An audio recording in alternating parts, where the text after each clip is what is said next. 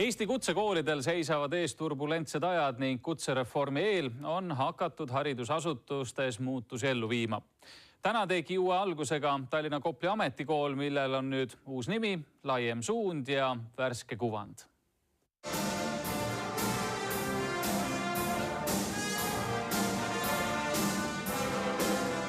Just nii meeleolukas oli tänane Kopli ametikooli avaaktus, mille tegi eriti pidulikuks kooli nime muutmine Tallinna rakenduslikuks kolledžiks ning lipu õnnistamine, mis tähistasid kooli uut tegevust ja laiendatud suunda.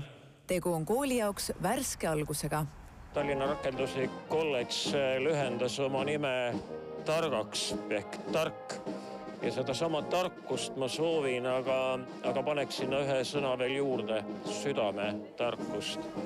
Et me tõstaksime oma silmad natuke kõrgemale nendel põlvedel ja laudadel olevatelt ekraanidelt ja vaataksime õpetajale silma, kaasõpilasele silma ja märkaksime aegalt ka kurbust ja väsimust ja ärevust ja oleksime üksteise kõrval.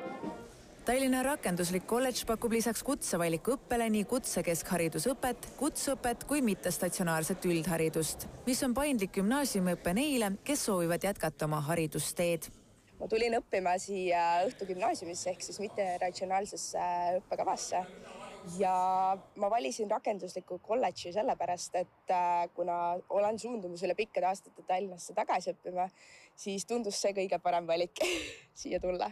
Ma tulin ka mittestatsionaarõppele ja see on, kui mulle räägiti, mis see hakkab olema, mulle meeldis, sest on rohkem vaba aega ja ma võin lisaks töötada või minna kursustele, sest üldse ma tahan teha midagi ilusfääris.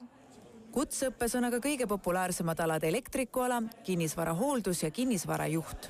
Milliseks kujuneb olukord aga pärast kutsehariduse reformi jõustumist? Kutseharidus seisab reformi jalamil, mis puudutab kõiki kutseõppeasutusi üle kogu riigi.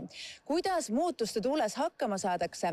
Ma arvan, et üheks huvitavaks ja suureks väljakutseks saab nüüd siis see kõigile kutseharidustele või üldse haridusreformi käigus see, et läheb kutseharidus 4-aastaseks ja õppimisiga tõuseb 18. eluaastani.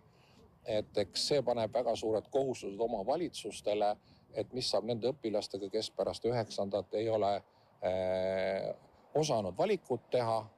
Siin võibki appi tulla rakendusliku kolledži uus suund pakkuda ühena vähestest ka kutsevaliku õpet, mis annab õpilasele algteadmised õppekavadest ning võimaluse peale seda otsustada, mida ta päriselt õppida sooviks. Kutsevaliku õpe on siis suunatud tegelikult nendele õpilastele, kes punkt 1 ei ole otsustanud või suutnud otsustada, mida nad tahaksid õppida. See on suunatud nendele õpilastele, kes mingisugustel põhjustel võib-olla ei ole saanud sisse teistesse kutseõppeasutustesse, näiteks oma keeleoskuse poolest. Ja see on aastane õpe, kus siis üle 50% õppest on seotud eesti keeleõppega. Kuid kõigi Eesti haridusasutuste suurim mure sel sügisel on loomulikult õpetajate leidmine. Õnneks on veel inimesi, kes on valmis missiooni tunde pärast karjääripöörde tegema. Varasemalt nii Riigikogus kui Siseministeeriumis kommunikatsioonialal töötanud Toomas Viks on hea näide inimesest, kes tahab eesti keele hoidmise nimel ise midagi ära teha. Vanemaks saad, tahaks teha midagi, mis ka tõeliselt hingele pakub.